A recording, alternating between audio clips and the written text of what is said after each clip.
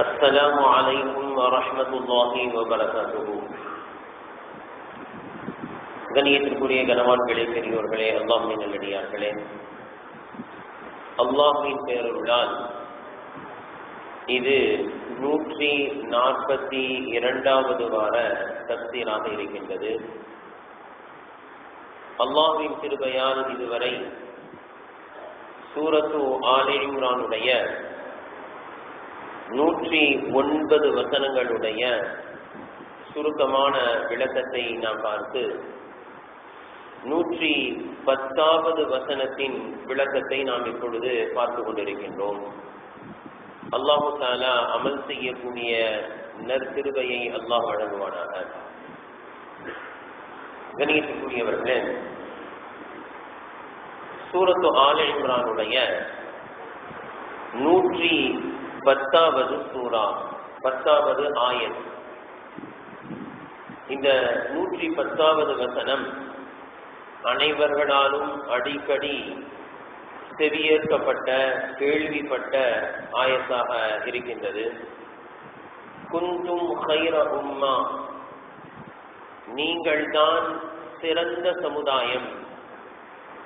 உக்ரிஜத் லின்னாஸ், மக்களின் நலவுக்காக வேண்டியே நீங்கள் வெளியாக்கப்பட்ட சமுதாயமாக நீங்கள் இருக்கிறீர்கள். நீங்கள் எல்லா மனிதர்களுடைய நலவை கருத்தில் வைக்கக்கூடிய சமுதாயம் நீங்கள். எனவே நீங்கள் தான் சிறந்த சமுதாயம். எல்லா மக்களும் நல்லபடியாக இருக்க வேண்டும், எல்லா மனிதர்களும் சொர்க்கத்தில் பிரவேசிக்க வேண்டும் என்ற நல்ல எண்ணத்தில் நீங்கள் இருக்கின்றீர்கள். எனவே நீங்கள் தான் சிறந்த சமுதாயம். அதற்காக நீங்கள் என்ன செய்வீர்கள் என்றால், தஅமுருன பில் மஅரூஃபி, நீங்கள் நன்மையை ஏவுவீர்கள். வதன்ஹவுன அனில் முன்கரி, தீமையை விட்டு மக்களை தடுப்பீர்கள். இன்னும் வதுமினூன பில்லாஹ், அல்லாஹ்வையும் உறுதியாக நீங்கள் நம்புவீர்கள் என்று அல்லாஹ் தஆலா இந்த வசனத்தில் ஹஜ்ரத் முஹம்மது ஸல்லல்லாஹு அலைஹி வஸல்லம் அவர்களுடைய சமுதாயமாகிய நம்மை பார்த்து கூறுகிறான், நீங்கள் தான் சிறந்த சமுதாயம். கண்ணியத்திற்குரியவர்களே, இதில் இருக்கக்கூடிய குந்தும் என்ற வார்த்தைக்கு சென்ற வாரம் கடைசியாக நாம் ஒரு கருத்தை சொல்லியிருந்தோம். அதாவது, நீங்கள் தான் சிறந்த சமுதாயமாக இருக்கிறீர்கள் என்று அல்லாஹ் கூறாமல், நீங்கள் தான் சிறந்த சமுதாயமாக குந்தும் இருந்தீர்கள் என்று அல்லாஹ் கூறுகிறான். அதற்கு நாம் 2-3 கருத்துக்களை சொல்லியிருந்தோம். இருந்தீர்கள் என்றால் என்ன? லவ்ஹுல் மஹ்பூதிலேயே அல்லாஹ் என்ன செய்து விட்டான்? நாம் தான் சிறந்த சமுதாயம் என்பதை பதிவு செய்து விட்டான். குந்தும் முடிச்சு, இதை யாராலும் மாற்ற முடியாது. அல்ல, இரண்டாவது கருத்து, அல்லாஹ்வினுடைய இல்ம், அல்லாஹ்வினுடைய அறிவாற்றல். நாம் கடைசியாக வந்தாலும் நாம் தான் சிறந்தவர்கள் என்பதை அல்லாஹ் எப்பொழுதோ அறிந்து வைத்திருக்கின்றான். இது இரண்டாவது கருத்து. மூன்றாவது கருத்து, கடைசியாக வந்த சமுதாயமாகிய நாம் தான் சிறந்தவர்கள் என்பதை முன்னால் வந்த எல்லா சமுதாய மக்களிடமும் அல்லாஹ் அறிவித்து வெளியிட்டு விட்டான். எல்லா சமுதாயத்துக்கும் தெரியும். யூதர்கள், கிறிஸ்தவர்கள், மூசா அலைஹிஸ்ஸலாம் அவர்களை பின்பற்றியவர்கள், ஈசா அலைஹிஸ்ஸலாம் அவர்களை பின்பற்றியவர்கள், அதற்கு முன்பு வந்த நூஹ் அலைஹிஸ்ஸலாம் அவர்களுடைய சமுதாயம் முதல் கொண்டு எல்லா சமுதாயத்திற்கும் தெரியும், கடைசியாக ஒரு சமுதாயம் வரும். கடைசியாக இறுதி தூதர் ஹஜ்ரத் முஹம்மது ஸல்லல்லாஹு அலைஹி வஸல்லம் அவர்கள் வருவார்கள். அவர்கள்தான் நபிமார்களிலேயே சிறந்தவர்கள். அவர்களுக்கு இறுதி வேதம் அல் குர்ஆன் வழங்கப்படும். அந்த வேதம் தான் எல்லா வேதங்களிலும் சிறந்தது. அந்த உம்மத்து தான் மிகச்சிறந்த சமுதாயம் என்பதாக குந்தும், முந்திய சமுதாயத்திற்கே இது தெரியும் என்ற காரணத்தினால் அல்லாஹு தஆலா சென்ற கால வினை சொல்லில் அல்லாஹு தஆலா அதை கூறுகிறான். இது மூன்றாவது கருத்து. நான்காவது ஒரு கருத்து சொல்லியிருந்தோம். அது என்ன? பொதுவாக உறுதியாக ஒரு விஷயத்தை சொல்வதாக இருந்தால் அதை சென்ற கால வினை சொல்லில் தான் சொல்வோம். இதை ஒரு சிறிய உதாரணத்தின் மூலமாக சொல்லி இருந்தேன் சென்ற வாரம். இன்னொரு சின்ன உதாரணம் இருக்கு நடைமுறையில. என்ன அப்படின்னா, திருமணம் நடைபெறும் பொழுது அந்த பெண்ணை பெற்ற தகப்பனார் வழி அவர் மாப்பிள்ளையை பார்த்து என்ன சொல்வார்? என்னுடைய மகளை உங்களுக்கு திருமணம் முடித்து கொடுத்து விட்டேன். ஏன் இப்பதானே முடிச்சு கொடுக்குறாரு? ஏன் முடித்து கொடுத்து விட்டேன்னா சொல்றோம்? ஏன் உறுதியா நடக்குதுப்பா இந்த ஒப்பந்தம். நீ ஏதோ டமாசு நினைக்காத, விளையாட்டா நினைக்காத. இது உறுதியான ஒப்பந்தம். அப்ப உறுதியை காட்டுவதற்கு என்னதான் பயன்படுத்துவோம்?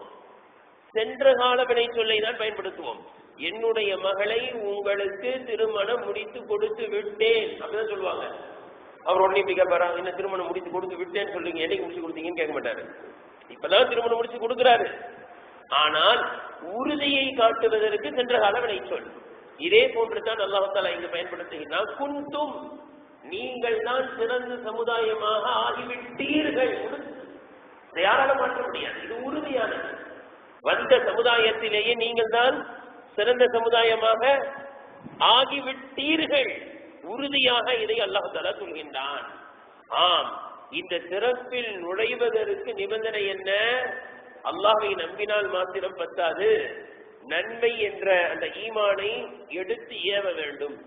தீமை என்ற குஃப்ர் ஷிர்கை விட்டு மக்களை தடுத்து நேரான பாதைக்கு கொண்டு வர வேண்டும். எனவேதான் ஹஜ்ரத் உமர் ரலியல்லாஹு அன்ஹு அவர்கள் ஹஜ்ஜுடைய காலகட்டத்தில் மக்கள் எல்லாம் ஒன்று கூடுகிறார்கள் அல்லவா, அது உலக மாநாடு அல்லவா, எல்லா நாடுகளில் இருந்தும் மக்காவை நோக்கி வந்திருக்கக்கூடிய அந்த மக்களிடத்திலே அரபாவில் வைத்து பொது இடங்களில் வைத்து ஹஜ்ரத் உமர் ரலியல்லாஹு அன்ஹு அவர்கள் இதைத்தான் சொல்வார்கள். இந்த ஆயத்தை ஓதி காண்பித்து, குன்தும் கைர உம்மா, நீங்கள் தான் சிறந்த சமுதாயம் என்று அல்லாஹ் சொல்கின்றான். ஆனால் அந்த சிறப்பில் நீங்கள் நுழைவதற்கு அல்லாஹ் இருக்கின்ற ஒரு நிபந்தனை என்ன? நன்மை ஏவி தீமையை தடுக்க வேண்டும். அந்த நிபந்தனையில் நீங்கள் பூர்த்தி செய்யக்கூடிய மக்களாக ஆகிவிடுங்கள் என்று ஹஜ்ரத் உமர் ரலியல்லாஹு அன்ஹு அவர்கள் அறிவிப்பு செய்து, அந்த நிபந்தனையை நீங்கள் பூர்த்தி செய்தால்தான் இந்த சிறந்த சமுதாயம் என்ற அந்தத்தை நீங்கள் அடைவீர்கள் என்பதை நினைவுபடுத்துவார்கள் ஹஜ்ஜுடைய காலகட்டத்திலே, ஹஜ்ஜுடைய சீசனிலே என்பதாக முஃபஸ்ஸிரீன்கள் அந்த செய்தியை பதிவு செய்திருக்கிறார்கள். கண்ணியத்திற்குரியவர்களே, இந்த ஆயத்திற்கு ஹஜ்ரத் அபூ ஹுரைரா ரலியல்லாஹு அன்ஹு அவர்கள் விளக்கம் தரும் பொழுது, நீங்கள் தான் கைருன் நாஸி லின்னாஸ், மக்களிலேயே மக்களுக்காக, மக்களின் நலனுக்காக நீங்கள் தான் அனுப்பப்பட்ட சிறந்த சமுதாயம். ஏன் தெரியுமா? நீங்கள் தத்தூன பிஹிம் ஃபிஸ்ஸலாஸிஹி ஃபி அஅனாகிஹிம், சில சமயங்களில் மக்களுடைய கழுத்துகளிலே சங்கிலியை, விலங்கை மாட்டி நீங்கள் அவர்களை இழுத்து கொண்டு வருகிறீர்கள். உங்களை எதிர்த்தவர்களை, அவர்களை எதிர்த்து நீங்கள் அறப்போர் புரிந்து அவர்களை கைது செய்து நீங்கள் கொண்டு வருகிறீர்கள். அப்படி கொண்டு வரக்கூடிய சந்தர்ப்பத்தில் இஸ்லாத்தை பற்றி எடுத்து அவர்களுக்கு கூறுகிறீர்கள், சத்தியத்தை எடுத்து சொல்கிறீர்கள். அவர்களில் அநேக மக்கள் அந்த நேரத்தில் சத்தியத்தை புரிந்து இஸ்லாத்திற்குள் நுழைகிறார்கள். இப்படிப்பட்ட விஷயத்தை நீங்கள் செய்கிறீர்கள். எனவே நீங்கள் சிறந்த சமுதாயம். கணியத்திற்குரியவர்களே, இதே போன்று ஹதீஸில் வருகின்றது, இந்த ஆயத்திற்கு கீழ் பல்வேறு சிறப்புகள், இந்த உம்மத்தினுடைய பல்வேறு சிறப்புகளை முஃபஸ்ஸிரீன்கள் இந்த ஆயத்திற்கு கீழ் குறிப்பிடுகிறார்கள். அதாவது, நீங்கள் தான் சிறந்த சமுதாயம் என்பதற்கு இதே கேள்வியை ஹஜ்ரத் முஹம்மது ஸல்லல்லாஹு அலைஹி வஸல்லம் அவர்கள் மெம்பரின் மீது இருக்கும் பொழுது ஒரு மனிதர் கேட்கிறார், அல்லாஹ்வின் தூதர் அவர்களே, ஐயும் நாஸி கைர், மக்களில் மிகச் சிறந்தவர் யார்? இந்த ஹதீஸுக்கு கீழே மக்களில் மிகச் சிறந்தவர் யார் என்பதற்கு பதிலாக வரக்கூடிய ஹதீஸ்களை எல்லாம் நாம் சிந்திக்க வேண்டும். அமல்களிலேயே சிறந்த அமல் எது என்பதற்கு நபி அவர்கள் கொடுத்த விடையை நாம் சிந்திக்க வேண்டும். அந்த அமலை செய்ய வேண்டும். அப்பொழுதுதான் நாம் என்ன செய்ய முடியும்? சிறந்தவர்களாக ஆக முடியும். உதாரணத்திற்கு, உங்களில் மிகச் சிறந்தவர் மனைவியிடத்தில் நல்ல முறையில் நடந்து கொள்பவர் சொன்னாங்களா இல்லையா? அதை செய்யணும். உங்களில் மிகச் சிறந்தவர் மனைவியிடத்தில் வெண்மையாக நடந்து கொள்பவர் சொன்னாங்களா இல்லையா? அதை செய்யணும். உங்களில் மிகச் சிறந்தவர் குர்ஆனை தானும் கற்று பிறருக்கு கற்றுக் கொடுப்பவர். இதெல்லாம் நன்மையை ஏவி தீமையை தடுப்பதில் அடங்கும். இது அனைத்தையும், இந்த ஹதீசுகளில் உள்ள அனைத்தையும் செயல்படுத்த வேண்டும். அதாவது பொதுவாக ஒரு சில விஷயங்களை மாத்திரம் எடுத்து வைத்துக் கொண்டு சிறப்பை அடைந்து விட முடியாது. இது இன்னொரு சின்ன ஒரு உதாரணத்திற்கு முனாஃபிக்கினுடைய அடையாளம் எது சொல்லப்படுது? பேசினால் பொய் பேசுவான், வாக்குறுதி கொடுத்தால் மாறு செய்வான், கொடுத்த அமானிதத்தை சரியாக நிறைவேற்ற மாட்டான், வாங்கின கடனை கொடுக்க மாட்டான். இது யாருடைய அடையாளம்? முனாஃபிக். அப்ப இது இருந்துட்டா முனாஃபிக் தான் அப்படி இல்ல. ஒரு முஸ்லிம் இடத்தில் கூட இது இருக்கலாம். இப்ப இது இருந்து விட்டால் அவன் முனாஃபிக் என்று எப்படி நாம் கூற மாட்டோமோ, அதுபோன்று ஒரு சில சிறப்புகள் இருந்து விட்டாலே அவ்வளவுதான் முடிஞ்சு, எனக்கு அந்த சிறப்பு கிடைச்சிச்சுன்னு இல்லை.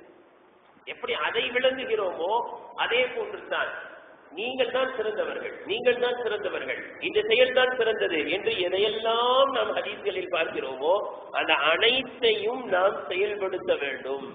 உதாரணத்திற்கு அமல்களிலேயே மிகச்சிறந்த அமல் எது என்று ஒரு முறை கேட்ட பொழுது அல்லாஹ்வின் தூதர் ஸல்லல்லாஹு அலைஹி வஸல்லம் அவர்கள் நேரம் வந்தவுடன் தொழுகையை நிறைவேற்றுவது, அதை பிற்படுத்தாமல் இருப்பது, இது மிகச்சிறந்த அமல். செயல்களிலேயே மிகச்சிறந்த அமல் தொழுகையுடைய நேரம் வந்தவுடன் அதை பிற்படுத்தாமல் நிறைவேற்றுவது.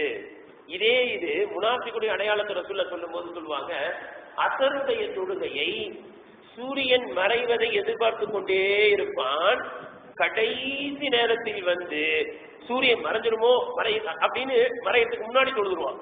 இது முனாஃபிக்குடைய அடையாளம் என்று சொன்னார்கள். இந்த ஹதீஸ் முஸ்லிம் ஷரீஃப்ல அல்லது புகாரில இருக்கிறது. இப்ப ஒருத்தர் நம்மள பல பேர் அந்த தவறு செய்யறாங்க. என்ன நினைப்பு அப்படின்னா, ஒரு கல்லுல 2 மாங்காய் மாதிரி. அதாவது கடைசி நேரத்துல கடையை நம்ம யாருக்கையாவது கொடுத்துட்டு போவோம், அத்தனையும் தொழுதுட்டு என்ன செஞ்சிருவோம், மகரீபையும் அப்படியே தொழுதுட்டு வந்துருவோம். அப்ப ரசூலுல்லாஹ் சொல்றாங்க, இது சிறந்தது அல்ல. சிறந்தது என்ன? அசர் நேரத்தை அதற்குரிய நேரத்தில் என்ன செய்ய, சீக்கிரம் தொழுவுங்க. ரொம்ப பிற்படுத்தினா அது சிறந்தவர்களே அடையாளம் அல்ல, அது யாருடைய அடையாளம்? முனாஃபிக்குடைய அடையாளம். அப்ப சிறந்தது என்று எதெல்லாம் சொல்லப்படுகிறதோ அது அனைத்தையும் நாம் செயல்படுத்தும் பொழுது நாம் சிறந்தவர்களாக மாறுகிறோம் என்ற காரணத்தினால் முஃபஸ்ஸிரீன்கள் இந்த ஆயத்திற்கு கீழ் இந்த உம்மத் சிறந்த உம்மத்தாக ஆகுவதற்கு நபியவர்கள் எதையெல்லாம் சொன்னார்களோ அந்த அனைத்து ஹதீஸையும் பதிவு செய்கிறார்கள். கண்ணியத்திற்குரியவர்களே, அப்ப ரசூலுல்லாஹி ஸல்லல்லாஹு அலைஹி வஸல்லம் அந்த சஹாபி கேட்கும் பொழுது யார் சிறந்தவர் என்று கேட்கும் பொழுது அல்லாஹ்வின் தூதர் ஸல்லல்லாஹு அலைஹி வஸல்லம் அவர்கள் சொன்னார்கள், கைருன் நாஸி அக்ரஹுஹும், மக்களில் மிகச் சிறந்தவர் அவர்களில் குர்ஆனை நன்கு ஓத தெரிந்தவர். அதோட விடல, வஅத்காஹும் லில்லாஹி, அந்த மனிதர்களிலேயே குர்ஆனை நன்கு ஓத தெரிந்திருப்பதோடு அல்லாஹ்வை மிகவும் அஞ்சக்கூடியவராகவும் இருப்பார். அதோட விடல, அதாவது அவருக்கு குர்ஆன் நல்லா தெரியுது, அவர் அல்லாஹ் அஞ்சுறாரு, அதோட நிக்கிறவர் அல்ல, நன்மையை ஏவுவார், அந்த மக்களிலேயே தீமையை அவர் நன்கு தடுத்து நிறுத்துவார், நன்மையை நன்கு ஏவுவார், தீமையை நன்கு தடுப்பார், சொந்த பந்தங்களோடு நன்கு சேர்ந்து வாழ்வார். நிறைய பேரு நன்மையை ஏவுவாங்க, தீமையை தடுப்பாங்க, ஆனா சொந்த பந்தத்தோட என்ன செய்ய முடியாது, அவங்களால சேர்த்து வாழ முடியாது. என்னன்னா அவரு ரொம்ப கட்டன் ரைட்டா இருப்பாரு, அவருக்கு இதெல்லாம் பிடிக்காது. அப்படி இல்லை, நன்மையை ஏவ வேண்டும், தீமையை தடுக்க வேண்டும், அதே நேரத்தில் சொந்த பந்தங்களோடு சேர்ந்து வாழ வேண்டும், இந்த உம்மத்தோடு சேர்ந்து வாழ தெரிய வேண்டும், அரவணைத்து செல்லக்கூடிய பக்குவமும் அவருக்கு இருக்க வேண்டும். இவர்தான் மனிதர்களிலேயே மிகச் சிறந்தவர் என்பதாக அல்லாஹ்வின் தூதர் ஸல்லல்லாஹு அலைஹி வஸல்லம் அவர்கள் கூறினார்கள். இந்த ஆயத்திற்கு கீழ் அல்லாஹ் சொல்லக்கூடிய மற்றொரு சிறப்பையும் முஃபஸ்ஸிரீன்கள் பதிவு செய்கிறார்கள். அது என்ன? நம்ம சூரத்துல் பக்ரால 2வது ஜுஸ் இதனுடைய ஆரம்பம் கிப்லாவை பத்தி நிறைய வந்துச்சு. சயக்கூலு சுபஹான்னு ஆரம்பிக்குது இல்லையா, 2வது ஜுஸுடைய ஆரம்பம். அந்த ஆரம்பத்திலே இந்த ஆயத்தை நம்ம விளக்கமா விளக்கி இருக்கோம். அது என்ன? அல்லாஹ் தஆலா சொல்றான், வகதாலிக ஜஅல்நாகும் உம்மத்தன் வஸதா, நாம் உங்களை இந்த ஆயத்துல சிறந்த சமுதாயமாக ஆக்கியிருக்கின்றோம், நீங்கள் தான் சிறந்த சமுதாயமாக இருக்கிறீர்கள் வருது இல்ல, அதே போல அங்க என்ன வருது, உங்களை நாம் நடுநிலையான சமுதாயமாக ஆக்கியிருக்கிறோம். நல்லா சொல்றான், நடுநிலையான சமுதாயமாக ஆக்கியிருக்கிறோம், நடுநிலை வகிப்பீர்கள். எதுக்கு? அடுத்து அல்லாஹ் தஆலா நடுநிலையான சமுதாயம் அப்படின்னு சொல்லிட்டு அடுத்து அல்லாஹ் சொல்றான், நீங்கள் எல்லா மக்களுக்கும் சாட்சி சொல்லக்கூடியவர்களாக நீங்கள் இருப்பீர்கள். எப்படி? இதுவும் இந்த உம்மத்துடைய சிறப்புகளில் ஒன்று, மிக முக்கியமான ஒரு சிறப்பு என்ன அப்படின்னா, இதற்கு முன் அதாவது பொதுவாக இனி வரக்கூடிய காலங்கள்ல என்ன நடக்கும்ன்றது நமக்கு தெரியாது. ரசூலுல்லாஹி ஸல்லல்லாஹு அலைஹி வஸல்லம் அவர்கள் ஞாபகத்துக்கு வர்றதுனால சொல்லிடுறேன். ஏன்னா இனி வரக்கூடிய காலங்கள் என்ன நடக்கும்னு தெரியாதுன்னு ரசூலுல்லாஹ் சொன்ன விஷயமும் தெரியாதுன்னு இல்லையா, சில கியாமத்துடைய அடையாளங்களை ரசூலுல்லாஹ் சொல்லியிருக்காங்க தெளிவா. அதெல்லாம் நடக்கும்ன்றது தெரியும். பொதுவாக நாளைக்கு என்ன நடக்கும்னு தெரியாது. ஏன்னா இந்த ஆயத்தை நல்லா விளங்குறதுக்காக சொல்றேன். நாளைக்கு என்ன நடக்கும் என்பது நமக்கு தெரியாது. ஆனால் சென்ற காலத்தில் என்ன நடந்ததுன்னு தெரியும். நேற்று என்ன நடந்துச்சு தெரியும். மறந்திருக்கலாம், அப்ப கொஞ்சம் நினைவு கொடுத்தா வந்துடும். ஆக நமக்கு தெரியும், மறந்திருக்கலாம், அது வேற விஷயம். ஆக நான் சொல்ல வருவது, நாளைக்கு என்ன நடக்கும் என்று தெரியாது, ஆனால் முன்பு என்ன நடந்தது என்பது தெரியும். உதாரணத்திற்கு முன்னால் எத்தனை நபிமார்கள் வந்திருக்காங்க, அல்லாஹ் எல்லாத்தையும் குர்ஆன்ல சொல்லிட்டேன். ஏன்னா நாம தான் கடைசி சமுதாயம். இனி எந்த நபியும் வரப்போறது இல்லை, இனி எந்த சமுதாயமும் வரப்போறது இல்லை. அப்ப நமக்கு என்னன்னா, முன்னால் நடந்த அனைத்தும் நமக்கு அல்லாஹ் சொல்லிட்டா குர்ஆன்ல இல்லையா. குர்ஆன்ல ஆதம் அலைஹிஸ்ஸலாம் அவர்கள் முதல் ஹஜ்ரத் ஈசா அலைஹிஸ்ஸலாம் வரைக்கும் நமக்கு தெரியும். எல்லா நபிமார்களையும் ஈமான் கொண்டவர்கள் நாம், எல்லா வேதத்தையும் ஈமான் கொண்டவர்கள் நாம். அதனால என்ன பாக்கியம் கிடைச்சிருச்சு அப்படின்னா, எல்லா நபிமார்களும் அவர்களுடைய சமுதாயத்திற்கு வந்தார்கள் என்று சாட்சி சொல்லக்கூடியவர்களாக அல்லாஹ் நம்மை ஆக்கி விட்டான். நபி நூஹ் அலைஹிஸ்ஸலாம் 950 ஆண்டுகள் அந்த சமுதாயத்தில் பாடுபட்டவர்கள். சூரத்து நூஹ்னு ஒரு சூறாவே இருக்கு. அதை நீங்க எடுத்து தர்ஜுமா எடுத்து பாத்தீங்கன்னா அப்படியே அழுதுருவீங்க. நூஹ் அலைஹிஸ்ஸலாம் சொல்றாங்க, இன்னி தஅவுது கௌமி லைலன் வ நஹாரா, இரவு பகல அழைச்சேன். இரவு பகல யாராவது அழைப்பாங்களா? நம்ம இரவு டியூட்டி செஞ்சா பகல்ல படுத்து கவுந்து தூங்கிடுவோம், பகல் டியூட்டி செஞ்சா இரவு படுத்து தூங்கிடுவோம். அவங்க சொல்றாங்க, தஅவுது கௌமி லைலன் வ நஹாரா, இரவு பகல அழைச்சேன், ரகசியமா அழைச்சேன், பகிரங்கமா அழைச்சேன். பகிரங்கமா சொன்ன உன்னை பத்தி தனித்தனியா ஆளை சந்திச்சு குசூசி முலாக்காத்தும் செஞ்சேன். எதுவுமே நான் எந்த அளவிற்கு அழைத்தேனோ அந்த அளவிற்கு என்னை விட்டு ஓடினார்கள். என்னுடைய அழைப்பு அவர்களை என் பக்கம் ஈர்க்கவில்லை. நான் அழைக்க அழைக்க அவர்கள் என் பக்கமும் முன் பக்கமும் வருவதற்கு பதிலாக என்னை விட்டு ஓடக்கூடியவர்களாக ஆகிவிட்டார்கள். எப்படி கஷ்டப்பட்டு இருப்பாங்க அவர்கள். 4 தலைமுறையை பார்த்தாங்க. எத்தனை தலைமுறை? சரி, இவன் தான் ஏத்துக்கல, இவனுக்கு பிறக்கிறதாவது நல்ல உருப்படியா பிறக்கும் அப்படின்னு பார்த்தா அவனும் அப்படித்தான். சரி, இவனுக்கு பிறக்கிறது கொஞ்சம் நல்லா பிறக்கும், அதுவும் அப்படித்தான். ஆச்சரியப்படுறதுக்கு இல்லையே, 4 தலைமுறை. நம்மளே எத்தனை பேர் 4 தலைமுறையை பார்த்துடுறாங்க இல்லையா. அதாவது பேத்திக்கு பேத்தியை கூட என்ன செய்யறாங்க சில பேர். நம்மளே பார்க்கும்போது 950 வருஷம் வாழ்ந்தவங்க பார்க்கறதுல ஒன்றும் ஆச்சரியம் இல்லையா. அவனுக்கு பிறந்தது அதுவும் அப்படி, அவனுக்கு பிறந்தது அவனும் அதுவும் அப்படி, அவனுக்கு பிறந்தது அதுக்கு பிறந்ததா அப்படியா இருக்கு. 4 தலைமுறையை பார்த்துட்டு சொன்னாங்க, வலா எளிதும் இல்லாம கப்பாரா, நம்ம ஒருத்தரை விட்டுறாங்க. இவன் பாவியை தவிர யாரையும் பெற்றெடுக்க மாட்டான். இவனுக்கு பிறக்கிறதும் அப்படிதான் பிறக்கிறது. மொத்தத்தையும் அழிச்சிருந்து செஞ்சாங்க இல்லையா. அப்பதான் வெள்ளப்பெருக்கு வந்துச்சு. இவ்வளவு உழைப்பு செஞ்ச நூஹ் அலைஹிஸ்ஸலாம் நாளை கியாமத் நாள்ல நிற்கும் போது அல்லாஹ் கேட்பான், என்ன நபி நூஹ் அலைஹிஸ்ஸலாம் இவ்வளவு படாத பாடுபட்டாங்களே, இரவு பகலா உழைச்சாங்களே அப்படின்னா அவன் சொல்லுவான், அப்படியா நூஹ் யார் வந்தா? யாராவது வந்தாங்களா? நூஹ் யாரும் வரலையா? அல்லாட்டுவான். நூஹ் ஒரு நபியை வரலையே. நூஹ் அலைஹிஸ்ஸலாம் பேசி இருக்கு திணிப்பாங்க, யாருதான் இரவு பகலமா உழைச்சிருக்கேன், என்ன சாட்சி? அப்ப அல்லாஹ் தஆலா நம்மள கூடுவான், சாட்சி சொல்லுங்க. நபி நூஹ் அலைஹிஸ்ஸலாம் 950 வருஷம் என்ன செஞ்சாங்க? உழைச்சாங்க. அல்லாஹ் குர்ஆன்ல எப்படி தெரியுமா சொல்றான்? 1000 ஆண்டு 50 தவிரன்றான். இந்த நம்மளுக்கு கூட ரேட் போடுவாங்க பாத்தீங்களா, என்னன்னு 490 500 போட்டா என்ன 500ன்னு காமிக்க கூடாது. ஆனா அல்லாஹ் அப்படி இல்லை, 1000 காமிச்சுட்டு 50 இல்லைன்னா. 1000 வருஷம் உழைச்சாங்க, 50 வருஷம் குறைவு. அதாவது 1000 காமிச்சு 50 தான் இல்ல, 1000 தொட்ட மாதிரி தான் பாருங்க. அவ்வளவு நாள் உழைச்சவங்க நபி நூஹ் அலைஹிஸ்ஸலாம். அப்ப நாம சொல்லுவோம் என்னன்னு, குர்ஆன்ல நீ எல்லாத்தையுமே சொல்லிட்டு நாங்க சாட்சி சொல்றோம். அப்ப அவங்க சொல்லுவாங்க இவங்களுக்கு எப்படி தெரியும், இவங்க இல்லவே இல்லையான்னு. அப்ப நாம சொல்லுவோம் அல்ல நீ எங்களுக்கு கொடுத்த குர்ஆன் சத்தியமானது, அதுல ஒரு எழுத்து கூட மாற்றப்படல, சத்தியமான வேதத்தை எங்களுக்கு கொடுத்த, சத்தியமான நபி எங்களுக்கு கொடுத்த. அந்த வேதத்துல நீ சொல்லி இருக்க நபி நூஹ் அலைஹிஸ்ஸலாம் என்ன செஞ்சாங்க, 950 வருஷம் வாழ்ந்தாங்க. இப்படி முன் சென்ற எல்லா சமுதாயத்தை பற்றிய செய்திகள் நமக்கு தெரியும், முன் சென்ற எல்லா நபிமார்களை பற்றிய வரலாறு நமக்கு தான் தெரியுமே தவிர இந்த அந்தஸ்து, இந்த தகுதி, இந்த சிறப்பு வேறு எந்த சமுதாயத்திற்கும் அல்லாஹ் கொடுக்கவில்லை. சாட்சி சொல்லக்கூடிய ஒரு அந்தத்தில் அல்லாஹ் நம்மை வைத்திருக்கிறான் என்ற ஆயத்தையும் இங்கு பதிவு செய்கிறார்கள். கணியத்துக்குரியவர்களே, அல்லாஹ்வின் தூதர் ஸல்லல்லாஹு அலைஹி வஸல்லம் அவர்கள் இப்படி ஒரு முறை சொன்னார்கள், அன்தும் தூஃபூன 70 உம்மா. இதுவரை நீங்கள் நம்மை பார்த்து சொன்னார்கள், இதுவரை 70 சமுதாயம், 70 உம்மத், பெரும்பெரும் உம்மத், 70 உம்மத் வந்திருக்கிறது. அந்த 70ஐ நீங்கள் பூர்த்தி செய்தீர்கள்.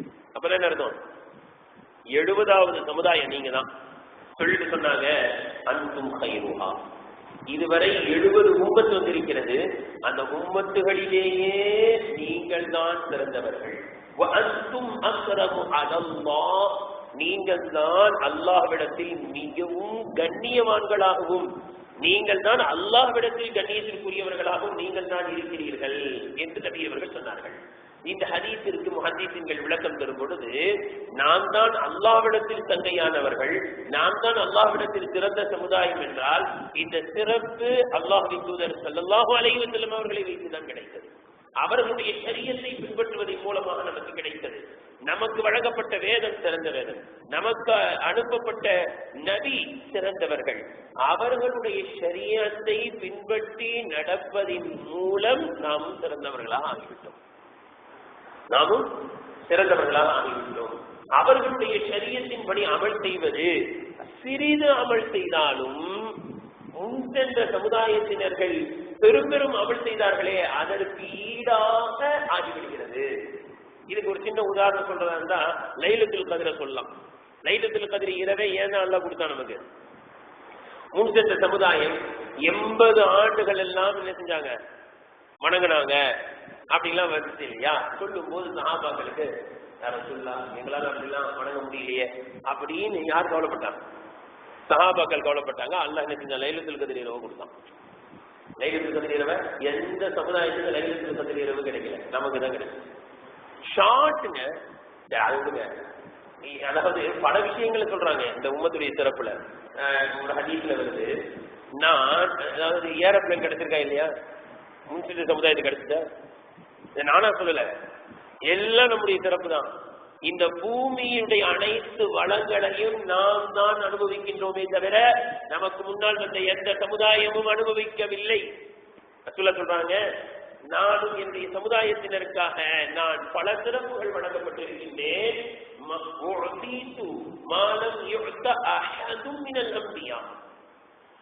நான் எப்படிப்பட்ட சிறப்புகளை எல்லாம் வழங்கப்பட்டிருக்கின்றேன் என்றால் நபிமார்களில் கூட எந்த நபிக்கும் அவைகள் வழங்கப்படவில்லை. சொல்லிட்டு ரசூலுல்லாஹ் சொல்றாங்க, நுசிர்து பிர்ருபி, அச்சத்தால் எனக்கு உதவி செய்யப்பட்டிருக்கிறேன் நான். ரசூலுல்லாஹி ஸல்லல்லாஹு அலைஹி வஸல்லம் ஒரு யுத்தத்திற்கு, ஒரு படைக்கு தலைமை தாங்கி வருகிறார்கள் என்று தெரிந்தால் போதும், எப்பேற்பட்ட வல்லரசும் நடுங்கும். சென்ற யுத்தங்களில் எல்லாம் வெற்றி. எந்த நபியும் இப்படிப்பட்ட யுத்தங்களை சந்திச்சதும் இல்ல, இப்படிப்பட்ட வெற்றிகளை கண்டதும் இல்ல. எத்தனை யுத்தம் எத்தனை நபிமார்கள் செஞ்சிருக்காங்க சொல்லுங்க? பல யுத்தங்கள். ரசூல்லா பார்த்தாலே கொலை நடுங்கும். உமையா என்பவன் கத்துனானா இல்லையா, ரசூல்லா ஈட்டிய வாங்கி லைட்டா தான் டச் பண்ணாங்க, லேசா தான் கீரல், அவ்வளவுதான், மாடு கத்துற மாதிரி கத்துனான், என் முடிஞ்சுட்டான். இப்படிப்பட்ட ஒரு ரோபை கொண்டு, ஒரு கம்பீரத்தை கொண்டு, ஒரு திகழை கொண்டு அல்லாஹ் எனக்கு உதவி செய்திருக்கின்றான். அடுத்து சொன்னாங்க பாருங்க, ஓ அத்தீது மஃபாத்திஹல் அர்தி, இந்த பூமியுடைய வளங்களின் சாவிகள் எனக்கு வழங்கப்பட்டிருக்கிறது. அதான் எல்லாமே, கம்ப்யூட்டர்ல இருந்து, செல்போன்ல இருந்து, வாகனங்கள், விரைவு வாகனங்கள்ல இருந்து, இதெல்லாம் யாருக்கு கிடைச்சதா? மூசட்ட சமுதாயத்துக்கு கிடைக்கலங்க. எந்த அளவிற்கு அல்லாஹ் தஆலா நம்மை வசதி வாய்ப்பாக வைத்திருக்கின்றான் என்றால், முன் சென்ற சமுதாயத்தில் உள்ள பெரும் பெரும் அரசர்கள் கூட அனுபவிக்காத சுகங்களை நாம் அனுபவிக்கின்றோம். இருக்கா இல்லையா? முன் சென்ற அரசர் இங்க இருந்து ஒரு ஊருக்கு போனோம்னா எதுல போவார்? குதிரை ஏறி உட்கார்ந்து கொஞ்சம் போய் பாருங்க, அப்ப தெரியும். நம்ம எப்படிங்க போறோம்? அல்லாஹ் அக்பர், அப்படியே ட்ரெயின், புல்லட் ட்ரெயின் போறதே தெரியல. அப்படியே ஏறி உட்கார்ந்தா 300 கிலோமீட்டர் வேகத்துல போகுது, ஒண்ணுமே தெரியல.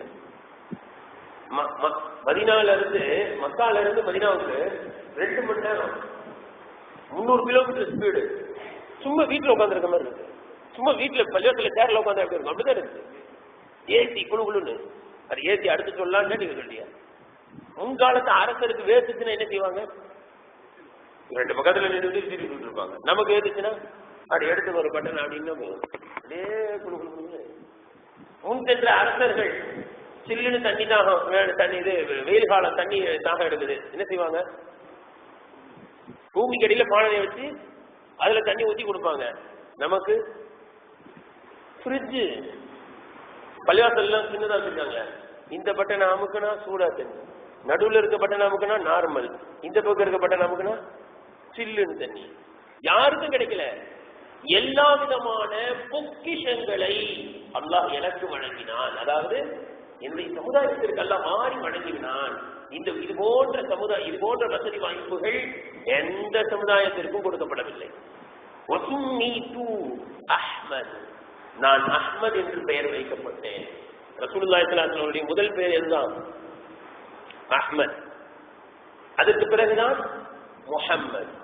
கணியத்திற்குரியவர்களே, ஏன் தெரியுமா? அஹ்மது கருத்தை என்ன, முகமது கருத்தை என்ன? பல தடவை பல சந்தர்ப்பங்கள்ல நம்ம இதை சொல்லியிருப்போம், கேள்விப்பட்டிருப்போம். அஹ்மது என்றால் அதிகம் புகழக்கூடியவர். அஹ்மது என்றால் என்ன பொருள்? புகழக்கூடியவர். அதாவது முஹம்மது ஸல்லல்லாஹு அலைஹி வஸல்லம் அவர்கள் அல்லாஹ்வை அதிகம் புகழ்வார்கள். முஹம்மது ஸல்லல்லாஹு அலைஹி வஸல்லம் அவர்கள் அல்லாஹ்வை அதிகமாக புகழ்வார்கள். எனவே முஹம்மதாக மாறிவிட்டார்கள். எனவே புகழப்படுபவராக மாறிவிட்டார்கள். அல்லாஹ்வை அவங்க அதிகமா புகழ்ந்ததனால தான் நாம முஹம்மது ஸல்லல்லாஹு அலைஹி வஸல்லம் புகழ்ந்துட்டு இருக்கோம். முஹம்மது ஸல்லல்லாஹு அலைஹி வஸல்லம் அவர்கள் புகழப்படுவதற்கு காரணமே அவர்கள் அல்லாஹ்வை அதிகம் புகழ்ந்தார்கள். இனியும் புகழ்வார்கள் கியாமத் நாளில். ரசூலுல்லாஹ் ஹதீஸ்ல சொல்றாங்களா இல்லையா? அந்த ஷஃபாஅத்துடைய ஹதீஸ்ல வருது அழகா, நான் சஜிதாவில் விழுவேன். இத முஹம்மது ஸல்லல்லாஹு அலைஹி வஸல்லம் அவர்கள் அஹ்மதாக இருந்ததுக்கு இன்னொரு காரணம் இருக்கு. எந்த நபியும் அல்லாஹ்வை என்ன செய்யல, பார்க்கல. ரசூலுல்லாஹ் மட்டும் தான் என்ன செஞ்சாங்க? மேராஜ்ல அல்லாஹ்வை பார்த்தாங்களா இல்லையா? சொர்க்க நரகத்தை பார்த்தாங்களா இல்லையா? அதனாலதான் எந்த நபியும் அல்லாஹ்வை பற்றி அவ்வளவு அறிமுகப்படுத்தவில்லை. சொர்க்க நரகத்தை பத்தி, சொர்க்க நரகத்துடைய ஹதீஸை எடுத்து பாருங்களேன், எந்த நபியும் சொர்க்க நரகத்தை பத்தி அப்படிலாம் சொன்னதே இல்லை தன்னுடைய சமுதாயத்துக்கு. விலாவரியா மேராஜுக்கு போயிட்டு வந்து நரகத்தை பத்தி சொன்னாங்க. அல்லாஹ் அக்பர். நரகத்துடைய வகை வகையான, சொர்க்கத்தை பத்தி வகை வகையா கேள்விப்பட்டிருக்கோம். அந்த ஆறு, தேன் ஆறு, பால் ஆறு அப்படிலாம். நரகத்தை பத்தி சொல்றாங்க வகை வகையான, வகை வகையான தண்டனைகள், கொடூரமான தண்டனைகள். இப்ப அல்லாஹ்வை நேரடியா பார்த்ததுனால அல்லாஹ்வை எப்படி புகழ வேண்டுமோ அப்படி புகழ்ந்தவர்கள் அஹ்மத். மிக அதிகமாக அல்லாஹ்வை புகழ்ந்த நபி நானா இருக்கிறேன். எனக்கு அஹ்மத் என்று பெயர். நபிமார்களிலேயே அஹ்மத் என்ற பெயர் யாருக்கும் வழங்கப்படவில்லை. காரணம், நான் அல்லாஹ்வை பார்த்து விட்டு வந்து புகழ்ந்தவன்.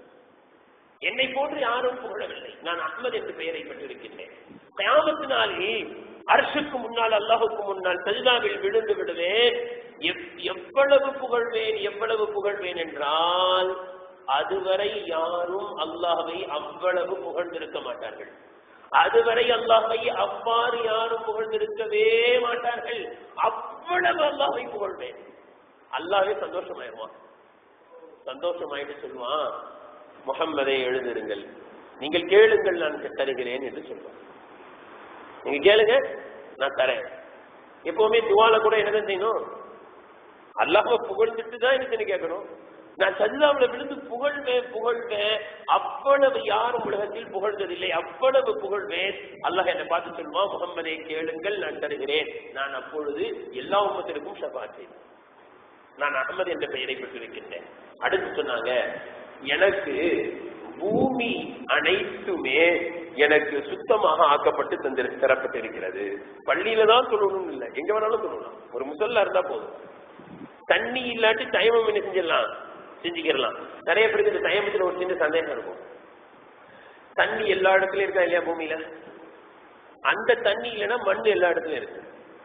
எப்படி தண்ணீர் சுத்தப்படுத்தக்கூடியதோ கொஞ்சம் விலகணும் இத. அதே போல சொல்லுங்க, மண்ணும் சுத்தம் செய்யும். நிறைய பேர் என்ன செஞ்சிருவாங்கன்னா மண்ணுன்னா அசுத்தம் நினைச்சு வச்சிருக்கிறாங்க.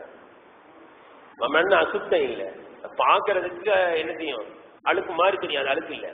உதாரணத்துக்கு பாருங்க, மலம் கழித்து விட்டு வந்தால் வெறும் தண்ணியில கழுவுனா வாட போவாது. என்ன செய்வாங்க, மண்ணை தொட்டு தேய்ச்சி கழுவுனா என்ன செஞ்சிருவாங்க, வாட போதா இல்லையா? அப்ப மண்ணின் மூலமா சுத்தம் செய்யறமா இல்லையா? சரி, ஒருத்தர் செருப்புல நடித்து மிரிச்சிட்டாரு, தண்ணி இல்ல, என்ன செய்வாரு சொல்லுங்க? மண்ணுலதான் கட்டிட்டே வருவாரு. அப்ப மண்ணு சுத்தம் பண்ணுதா இல்லையா? இன்னும் மண்ணு தூக்கி தொட்டு தொட்டு செய்ய சொல்றாங்க, கடவுள் சொல்றாங்க. இல்ல, மண்ணும் சுத்தம் செய்யக்கூடிய பொருட்களில் ஒன்று. மண்ணும் பாத்திரம் கழுவுறோம், ரொம்ப பாத்திரம் கறி பிடிச்சிருச்சு, என்ன செய்வோம்? சோப்பெல்லாம் வேலை செய்யாது.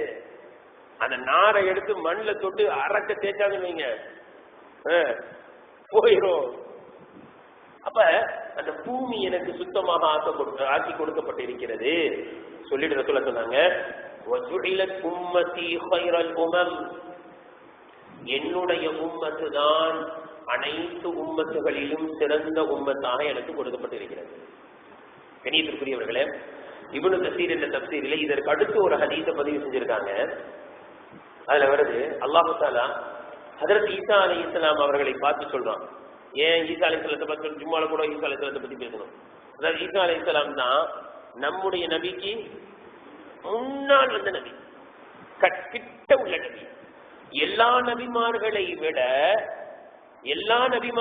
விட ஈசா அலைஹிஸ்ஸலாம் அவர்களுக்கு தான் நம்மை பற்றி, நம்முடைய நபியை பற்றி சொல்ல வேண்டிய அதிமுக்கிய பொறுப்பு ஈசா அலைஹிஸ்ஸலாம் தான் இருந்துச்சு. ஏன் எல்லா உம்மத்தும் கடைசியில ஒரு உம்மத்து வரும், கடைசியில ஒரு நபி வருவாங்க அப்படின்னு விளங்கிட்டு சொல்லிக்கிட்டே வந்தாங்களே, அந்த நபி மின் பஅதி எனக்கு பிறகுதான் வராங்கன்னு சொல்லக்கூடிய பொறுப்பு யாருக்கு? ஈசா அலைஹிஸ்ஸலாத்துக்கு தான். அல்லாஹ் ஈசா அலைஹிஸ்ஸலாத்தை பார்த்து கேட்கிறான், உங்களுக்கு பிறகு ஒரு உம்மத்தை நான் அனுப்ப போகிறேன், அந்த உம்மத்து சிறந்த சமுதாயம்.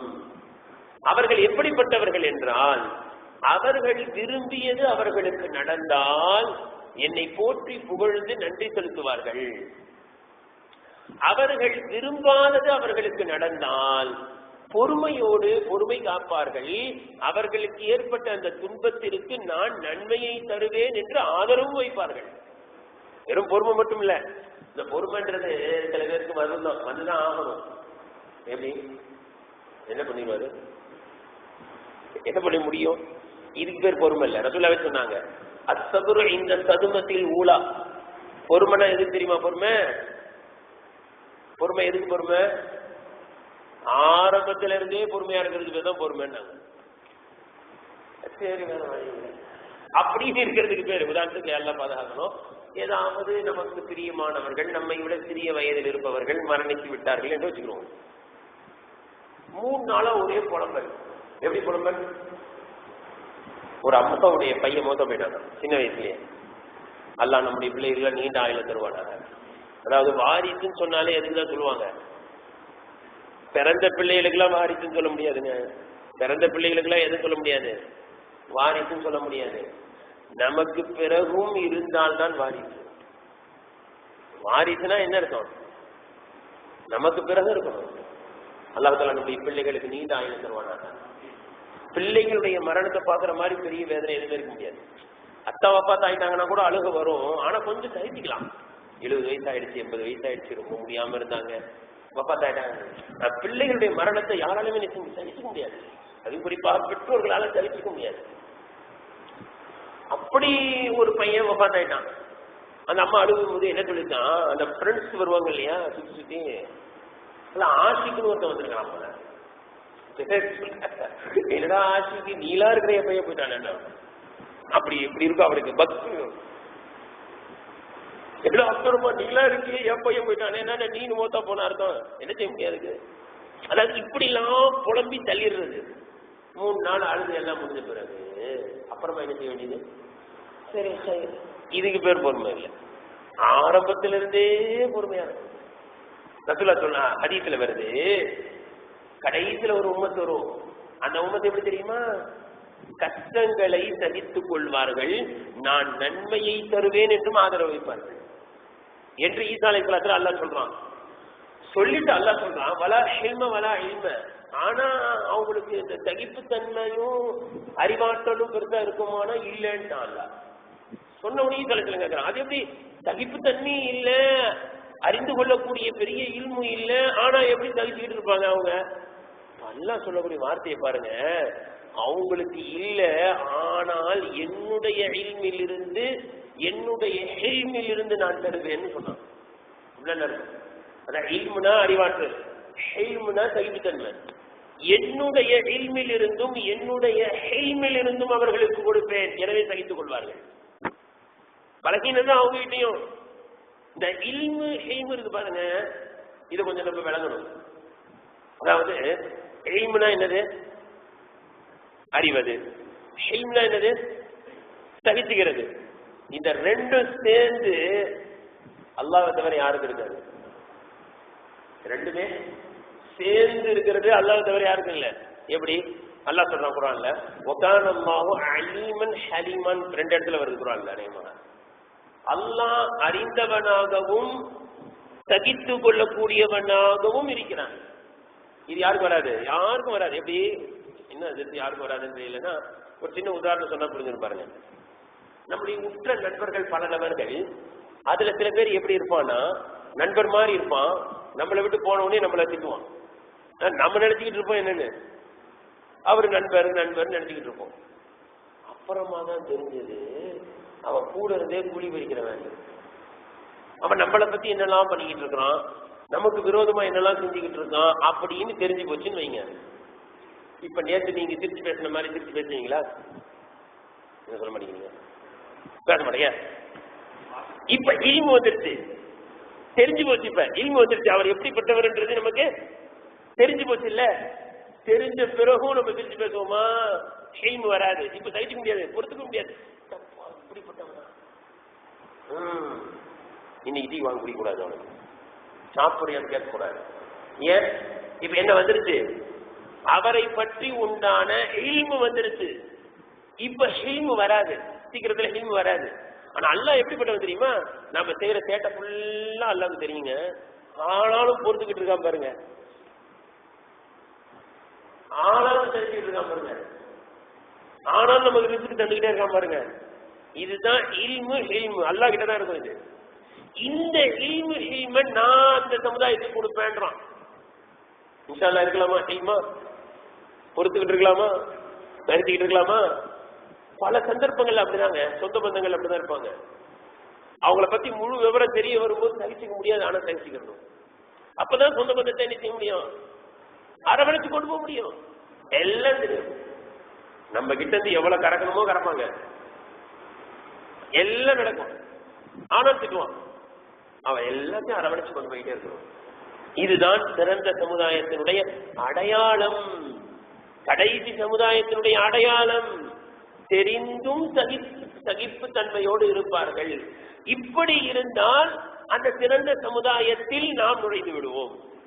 சிறந்த சமுதாயத்தினுடைய பல அடையாளங்களில் ஒன்று தெரிந்தும் சகிப்பது. தெரிந்தும் சகிப்பது. கரியத்திற்குரியவர்களே, அடுத்து ஒரு ஹதீஸ்ல வருது. இந்த ஹதீஸை கொஞ்சம் விளக்க வேண்டிய ஒரு ஹதீஸ். இந்த ஹதீஸ் சம்பந்தமாக நிறைய விளக்கங்கள்ல விளக்க வேண்டியிருக்கு. இருந்தாலும் மேலோட்டமாக இந்த அர்த்தத்தை சொல்லிட்டு இன்ஷா அல்லாஹ் என்ன செய்வோம், இந்த விளக்கத்தை டைம் இருந்தா சொல்லுவோம். ஏன்னா அடுத்தடுத்து நிறைய செய்திகள், இந்த சமுதாயம் சிறந்த சமுதாயம் என்பதற்கான பல செய்திகளை சொல்ல வேண்டியிருக்கு. ரசூலுல்லாஹ் சொல்றாங்க, நான் 70,000 நபர்கள் எனக்கு வழங்கப்பட்டது. எப்படி என்றால், எந்த கேள்வி கணக்கும் இல்லாமல் அவர்கள் சொர்க்கம் சென்று விடுவார்கள். என்னுடைய உம்மத்துல 70,000 மக்கள்கிட்ட என்ன இல்ல, கேள்வி கணக்கே இல்லை. அவர்களுடைய முகங்கள் நாளை கியாமத்து நாளில் முழு நிலவு பிரகாசிப்பதை போன்று பிரகாசிக்கும். இது ஒரு அடையாளம். அந்த 70,000 நபர்களுக்கு என்ன செய்யும்? முழு நிலா பிரகாசிப்பதை போன்று அவருடைய முகங்கள் பிரகாசிக்கும். சொல்லிட்டு அடுத்து சொல்லக்கூடிய செய்தி தான் ரொம்ப முக்கியமானது. குலூபுஹும் அலா கல்பி ரஜுலின் வாஹிதின். அந்த 70,000 நபர்களுடைய உள்ளமும், அந்த 70,000 நபர்களுடைய உள்ளங்கள் ஒரே மனிதனுடைய உள்ளத்தை போன்று இருக்கும். அப்படின்னு அர்த்தம். எல்லாருடைய சிந்தனையும் ஒன்னா இருக்கும், எல்லாருடைய சிந்தனையும் ஒரே மாதிரி இருக்கும். அவங்க எல்லாம் ஒற்றுமையை விரும்பக்கூடியவர்களா இருப்பாங்க. இன்னைக்கு அப்படி இல்லையே. அந்த லிஸ்ட்ல சேரணும்னு என்ன செய்யணும்? ஒற்றுமை வேணும். அவங்களுடைய கல்வி எப்படி தெரியுமா இருக்கும்?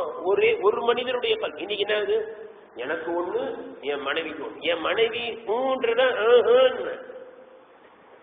அவ ஒண்ணு சொல்ல, நாம ஒண்ணு சொல்ல, நாம ஒண்ணு சொல்ல, அவ ஒண்ணு, இப்படியே தான் இழுத்துட்டு கிடக்குது.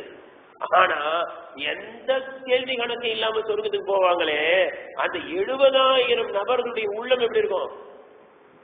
ஒரு மனிதனுடைய உள்ளத்தை போல இருக்கும். ஆமா ஆமா. சரி, இப்ப கியாமத்து நாள் வரைக்கும் எத்தனை கோடி மக்கள் வருவாங்க? 70,000 போதுமா? பத்தாது. ரசூலுல்லாஹ் விடல. யா அல்லாஹ் பத்தல, யா அல்லாஹ் என்னையா அல்ல என் சமுதாயத்துல கேள்வி கணக்கு இல்லாம ரசூலுல்லாஹ் விடுவாங்களா? நம்ம கேட்டோம் கியாமத்து நாள் வரைக்கும் 70,000 தானே அப்படின்னா நம்மளாம் நுழைவோமான்னு சொல்ல முடியாது. ரசூலுல்லாஹ் கேட்டாங்க, யா அல்லாஹ் எனக்கு அதிகமா கொடு. அல்லாஹ் அதிகமா கொடுத்தான். எப்படி கொடுத்தான் தெரியுமா? அந்த 70,000 நபர்களில் ஒவ்வொரு மனிதருடன் 70,000 மனிதர்கள் இருப்பார்கள். இப்ப எவ்வளவு ஆச்சு? கால்குலேட்டர்ல போட்டேன், கால்குலேட்டர் வேலை செய்யல. 70,000 பெருக்கி பார்த்தேன், ஒரு கால்குலேட்டர் வேலையை செய்யல. இன்னொரு கால்குலேட்டர் அப்படியே காமிச்சது, அப்படியே எண்ணிட்டே வந்தேன். 490 கோடி. எத்தனை? 490 கோடி மக்கள் எந்த கேள்வி கணக்கும் இல்லாமல் என்ன செய்வாங்க? சொர்க்கத்துக்கு செல்வார்கள். இதே ஹதீஸ் கண்ணியத்திற்குரியவர்களே, இன்னொரு தௌபான் ரலியல்லாஹு அன்ஹு அப்படின்னு ஒரு சஹாபி. எப்படிப்பட்ட சஹாபின்னு சொன்னா, ரசூலுல்லாஹி ஸல்லல்லாஹு அலைஹி வஸல்லம் அவர்களோடு இருந்து அவர்களுக்கு முழுமையாக பணிவிடை செய்த பல சஹாபாக்களில் இவர்களும் ஒருவர்கள். யாரு? தௌபான் ரலியல்லாஹு அன்ஹு. ஆரம்பத்தில் இஸ்லாத்தை ஏற்றுக்கொண்டார்கள், அடிமையா இருந்தாங்க. ரசூலுல்லாஹ் காசு கொடுத்து வாங்கி என்ன செஞ்சாங்க? ரசூலுல்லாஹி ஸல்லல்லாஹு அலைஹி வஸல்லம் அவர்களால் உரிமையிடப்பட்ட சஹாபி யாரு? தௌபான் ரலியல்லாஹு அன்ஹு. ஹிம்ஸ் ஷாமுக்கு போனாங்க. அதுக்கப்புறம் ஹிம்ஸ் என்ற ஊருக்கு போய் அங்கேயே தங்கி, கடைசியில் அங்கேயே வஃபாத்தாராங்க. அந்த ஹிம்ஸ் என்ற ஊர்ல அவங்க தங்கி இருக்கிறாங்க. கடுமையாக நோய்வாய்ப்பட்டு கடைசி காலத்துல படுத்த படுக்கையில் இருக்கிறாங்க. அப்ப அந்த ஹிம்ஸ்ல அரசராக யார் இருக்கா அப்படின்னா, அப்துல்லாஹ் இப்னு குர்த் என்பவர் ஆட்சியாளரா இருக்கிறாரு. அந்த நேரத்துல தௌபான் ரலியல்லாஹு அன்ஹு அவர்களை சந்திப்பதற்கு ஒரு மனிதர் வருகிறார். சந்திச்சுட்டு அவர் போகும்போது அவருடைய ஆடை பிடிச்சி இழுத்து உட்காருங்க அப்படின்னு சொன்னார். நான் சொல்றேன், ஒரு கடிதம் எழுதணும், அந்த கடிதத்தை நீங்க எழுதுவீங்களா? எழுத தெரியுமான்னு கேட்டேன். எழுத தெரியும். நான் ஒரு கடிதத்தை எழுத சொல்றேன், நான் எழுதுற மாதிரி எழுதுங்க அப்படின்னு சொல்லிட்டு எழுத சொல்றாங்க. அதுல என்ன எழுதுறாங்க அப்படின்னா, இந்த ஹிம்ஸை ஆட்சி செய்து கொண்டு இருக்கக்கூடிய அப்துல்லாஹ் இப்னு குர்த்துக்கு தௌபான் எழுதுவது, அல்லாஹ்வின் தூதர் ஸல்லல்லாஹு அலைஹி வஸல்லம் அவர்களால் உரிமையிடப்பட்ட தௌபான் எழுதுவது யாருக்கு? ஹிம்ஸுடைய அரசர் அப்துல்லாஹ் இப்னு குர்த்துக்கு அப்படின்னு எழுதுறாங்க. பாருங்க, இதுல இருந்து என்ன தெரியுது? இதுக்கு ஒரு சின்ன படிப்பு இருக்கு. என்ன, யாருக்கு எழுதுறோன்றதோட நிப்பாட்டக்கூடாது, மொட்டை கடிதாச்சி போடக்கூடாது. குர்ஆன்ல கூட வருது, சுலைமான் அலைஹிஸ்ஸலாம் யாருக்கு எழுதுனாங்க? பில்கீஸ்க்கு எழுதுனாங்க. அதுல என்ன வந்துச்சு? இன்னஹு மின் சுலைமான வ இன்னஹு பிஸ்மில்லாஹிர் ரஹ்மானிர் ரஹீம். ஃபர்ஸ்ட் என்ன சொன்னாங்க? லெட்டர் எழுதுறது சுலைமான் எழுதுறேன், பிஸ்மில்லாஹிர் ரஹ்மானிர் ரஹீம்னாங்க. மொட்டை கடிதாச்சி போடுறது சரியில்லாத வேலை. அப்ப இப்படி எழுதுறாங்க, தெளிவா எழுதுறாங்க. எழுதி சொல்றாங்க, நீங்க அரசரா இருக்கீங்க, மூசா அலைஹிஸ்ஸலாம் அவர்களுக்கு பணிவிடை செய்த அல்லது ஈசா அலைஹிஸ்ஸலாம் அவர்களுக்கு பணிவிடை செய்த ஒரு பணியாளர் நோயிட்டு இருந்தால் போய் சந்தித்து இருப்பீர்கள் என்று நினைக்கிறேன். இங்கு முஹம்மது ஸல்லல்லாஹு அலைஹி வஸல்லம் அவர்களுக்கு பணிவிடை செய்த தௌபான் இருக்கிறேன். அவ்வளவுதான், வேற லெட்டர் போய் சேருது. லெட்டரை பிரிச்ச உடனே திடுக்கிட்டு எழுந்து நின்று விட்டார். என்ன யூதர்களுக்கு ஏதாவது ஒண்ணு போய் நிக்கிறிய, கிறிஸ்தவர்களுக்கு ஏதாவது ஒண்ணு போய் நிக்கிறிய, எல்லாருக்கும் அதுக்குள்ள முகமது ஸல்லல்லாஹு அலைஹி வஸல்லம் அவர்களுக்கு நேரடியாக பணிவிடை செய்த சௌபான் நோயுற்று இருக்கிறேன் அப்படின்னு முடிச்சாங்க. முடிச்சு வேற எதுவும் எழுதல. லெட்டர் தூக்கிட்டு ஓடி வராது. யாரு? அரசர் வந்து நின்று கொஞ்ச நேரம் பேசிட்டு எழுந்து போகும்போது சொல்றாங்க, எதிரி உட்காருங்க, ஒரு ஹதீஸை சொல்றேன் கேட்டு போங்க. ரசூலுல்லாஹி ஸல்லல்லாஹு அலைஹி வஸல்லம் பாருங்க, சஹாபாக்களுடைய தன்மை தான். ரசூலுல்லாஹ் கூட இருந்து எதை கத்துக்கிட்டாங்களோ, ரசூலுல்லாஹி ஸல்லல்லாஹு அலைஹி வஸல்லம் எதை சொன்னாங்களோ, எதை தெரிவித்தார்களோ அதை நிறுத்திவாங்க, எத்தி வைப்பாங்க. அந்த வந்த அரசருக்கு ஒரு செய்தியை நான் சொல்றேன் உட்காருங்க அப்படின்னு சொல்லிட்டு இந்த ஹதீஸை சொல்றாங்க. என்னுடைய உம்மத்தில் கேள்வி கணக்கு இல்லாமல் எந்த வேதனையும் இல்லாமல் நரகத்தின் பக்கம் செல்லாமல் எத்தனை நபர்கள் செல்வார்கள்? 70,000 மனிதர்கள் செல்வார்கள். அந்த 70,000 மனிதர்களில் ஒவ்வொரு மனிதரோடும் 70,000 மனிதர்களை அல்லாஹ் சேர்த்து அனுப்பி விடுவான். இந்த ஹதீஸை நான் ரசூலுல்லாஹி ஸல்லல்லாஹு அலைஹி வஸல்லம் அவரிடத்திலிருந்து கேட்டேன். அவர்கள் யார்? அந்த 70,000 மக்கள் எப்படிப்பட்ட தன்மையுடையவர்கள்? இதை பற்றி பல ஹதீஸ்கள்ல வருது. ஒரு ஹதீஸ்ல இப்படி வருது, இதை மட்டும் ரசூலுல்லாஹ் சொல்லிட்டு எங்க போயிட்டாங்க? வீட்டுக்கு போயிட்டாங்க.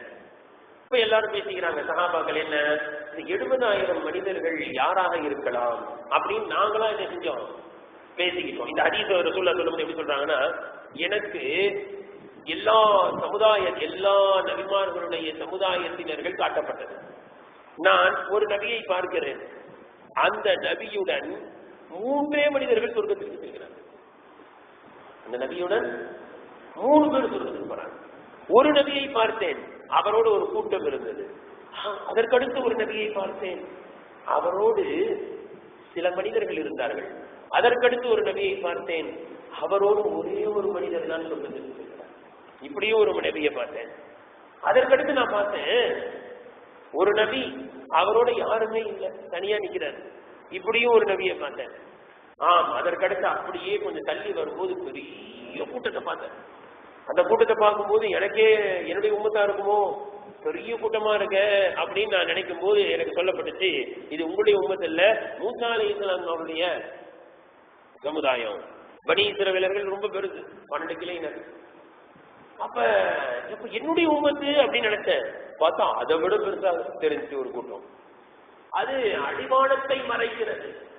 மேடு பார்க்கிறேன், மேடெல்லாம் இருக்கிறார்கள். அப்படியே பள்ளத்தை பார்க்கிறேன், பள்ளமெல்லாம் இருக்கிறார்கள். அப்படியே மேடு பள்ளம் எல்லாம் பெரிய கூட்டம். அடிவானத்தை மறைத்து கொண்டு நிற்பதை போன்று. அடிவானம் ஏன் சொல்றாங்கன்னா, நம்ம இங்க இருந்து ரொம்ப தூரம் பார்த்தா கடைசியில் என்னதான் தெரியும். அதான் வானம் வந்து நேர பார்த்தா வானம்ன்றமே, அப்படியே நீங்க வானத்தை பார்த்துட்டே போனா என்ன தெரியும்? அப்படி அதாவது வானம் என்பது எப்படி நமக்கு காட்சி அளிக்கிறது என்றால், ஒரு வெள்ளை தொப்பியை போட்டு மூடியதை போன்று காட்சி அளிக்கும். அதாவது இந்த காட்சி அளிப்பது பூமியை அல்லாஹ் ஒரு வெள்ளை தொப்பியை போட்டு மூடியதை போன்று காட்சி அளிக்கும். உண்மையில நீங்க எங்க வேணாலும் எந்த உலகத்துல வேணாலும் இருக்கலாம், போய் வெளியில போய் நின்று பாருங்க. இப்படி பார்த்தா எப்படி இருக்கும்? வானம் மேல அப்படியே பெருசா தெரியும், அப்படியே நாலா புறமும் எப்படி இருக்கும். அப்புறம் கடைசியில் அப்படியே கீழே இறங்குது இல்ல, வெள்ளை தொப்பி போட்டு மூடின மாதிரி இருக்கும். இதான் வானம், நமக்கு காட்சி அப்படிதான் நல்லா வைத்திருக்கிறாங்க. அடிவானம் எல்லாம் என்னுடைய உம்மத், எங்க பார்த்தாலும் என்னுடைய உம்மத் இப்படி இருக்கிறார்கள். அதில் 70,000 மக்கள் எந்த கேள்வி கணக்கும் இல்லாமல் சொர்க்கத்துக்கு செல்கிறார்கள் அப்படின்னு ரசூலுல்லாஹி ஸல்லல்லாஹு அலைஹி வஸல்லம் அவர்கள் சொல்லிட்டு போன பிறகு நாங்கெல்லாம் பேசிக்கிட்டோம், அது யாரா இருப்பா? சில நபர்கள் சொன்னாங்க, சஹாபாக்களை நாம தான் இருப்போம், நாம தான் நபிசுல்லாஹுடைய தோழமை கிடைச்சிருக்கு. அப்ப எங்களுக்கு சில பேர் சொன்னாங்க, நாமெல்லாம் வர முடியாதுப்பா, ஏன்னா நாமெல்லாம் வந்து ஜாஹிலியத் காலத்துல பிறந்துட்டோம். நம்முடைய காலங்கள்ல கொஞ்ச காலம் எதுல போயிடுச்சு? ஜாஹிலியத் காலத்துல போயிருச்சு. நம்முடைய பிள்ளைகள் அந்த லிஸ்ட்ல வந்துருவாங்க போல இருக்கு. இப்படி எல்லாம் பேசிட்டாங்க. நம்முடைய பிள்ளைகள் எங்க பிறந்திருக்கு? இஸ்லாத்தின் மீது பிறந்திருக்கு. அப்ப நம்ம பிள்ளைகள் வரலாம். இப்படி எல்லாம் பேசிக் கொண்டிருக்கும் பொழுது ரசூலுல்லாஹி ஸல்லல்லாஹு அலைஹி வஸல்லம் அவர்கள் வீட்டிலிருந்து வெளியில் வந்து கேட்டார்கள், என்ன பேசிக் கொண்டிருந்தீர்கள்? 70,000 மக்கள் யாரா இருப்பாங்க அப்படின்னு பேசிக்கிட்டு இருந்தீங்களா? நான் சொல்றேன் கேளுங்க அப்படின்னு ரசூலுல்லாஹி ஸல்லல்லாஹு அலைஹி வஸல்லம் சொன்னாங்க. இந்த ஹதீஸை தான் கொஞ்சம் விளக்க வேண்டி இருக்கு. இன்ஷாஅல்லாஹ் நிச்சயம் கடைசியில நேரம் இருந்தால் விளக்கும். ரசூலுல்லாஹி ஸல்லல்லாஹு அலைஹி வஸல்லம் அவர்கள் சொன்னார்கள், அவர்கள் எப்படிப்பட்டவர்கள் என்றால், லா யஸ்தர்ஃபூன ஹுமுல் லதீன லா யஸ்தர்ஃபூன, அவர்கள் யாரிடத்திலும் ஓதி பாருங்கள் என்று கேட்டுக்கொள்ள மாட்டார்கள். யாரிடத்திலும் ஓதி பாருங்கள் என்று கேட்டுக்கொள்ள மாட்டார்கள். வலா யஸ்தவூன, அவர்கள் மருந்திடும் முகமாக சிகிச்சை நிமித்தமாக சூடிட்டுக் கொள்ள மாட்டார்கள். ஜாகிலியத்தின் காலத்துல ஒரு மருத்துவம் இருந்துச்சு. என்னன்னா, பழுக்க இரும்ப காய்ச்சி என்ன செஞ்சிருவாங்க, சூடு போடுவாங்க. கடுமையான வேதனையில் துடிப்பாங்க. அந்த சூடு போட மாட்டார்கள். அதாவது ஜாகிலியத்தின் காலத்துல என்ன வச்சிருந்தாங்கன்னா, நோய் நிவாரணம் அடையலைன்னா அதுக்கு கடைசி சிகிச்சை இதுதான், சூடுதான் கடைசியில அப்படின்னு நினைச்சிட்டு இருந்தாங்க. அதாவது போக்காத நோயெல்லாம் ஒரு மருந்து, பல மருந்து சாப்பிட்டாச்சு அந்த நோய் போல அப்படின்னா, அதாவது தீராத வியாதிகள் எல்லாம் எதுல தீர்ந்துரும், சூட்டுல தீர்ந்துரும் அப்படின்னு நினைச்சு வச்சிருந்தாங்க. ஆனா அவங்க என்ன செய்ய மாட்டாங்க, சூடு ஓட்டுக் கொள்ள மாட்டார்கள், சகுனம் பார்க்க மாட்டார்கள். பறவையை வைத்து அல்லாஹ்வின் மீது முழுமையாக தவக்குள் வைத்து இருப்பார்கள் என்று சொன்னார்கள். இப்ப இதுல ஒரு வார்த்தை, முதல் வார்த்தை என்னது, ஓதி பார்க்க மாட்டார்கள் அர்த்தம் வச்சிருவாங்க சில பேர். இதுக்கு என்ன அர்த்தம் வைப்பாங்க, ஆனா நான் ஓதி பார்ப்பார்கள் அர்த்தம் வைக்கல. என்ன அர்த்தம் வச்சிருக்கேன், ஓதி பாருங்கள் என்று அதான் அசல் அர்த்தம். ஏன்னா இது இத்தர்கால இருந்து வந்த வார்த்தை. அதாவது இன்னொரு சின்ன உதாரணம் சொல்ல பாருங்க. அரபியில அலிம அப்படின்னு ஒரு வார்த்தை. அலிம அப்படின்னா அறிந்தான், இல்மு இருக்கு இல்லையா, அலிமனா அறிந்தான்.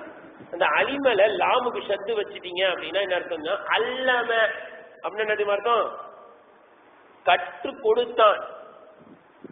அல்லமன கற்றுக் கொடுத்தான். அதுல இருந்தா முஅல்லிம், முஅல்லிம்னா ஆசிரியர், கற்றுக் கொடுக்கக்கூடியவர்.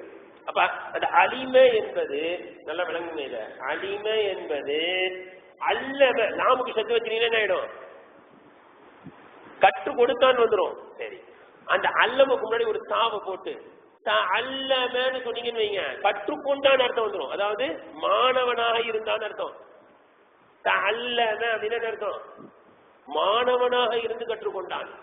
இந்த அலிமன்ற என்பதுல அல்லமன் மாத்திரம் என்ன ஆயிடும், கற்றுக்கொண்டான் அப்படின்னு அர்த்தம். அதுல இருந்தா முத்தஅல்லிம், முஅல்லிம்னா ஆசிரியர், முத்தஅல்லிம்னு அர்த்தம் மாணவர்னு அர்த்தம்.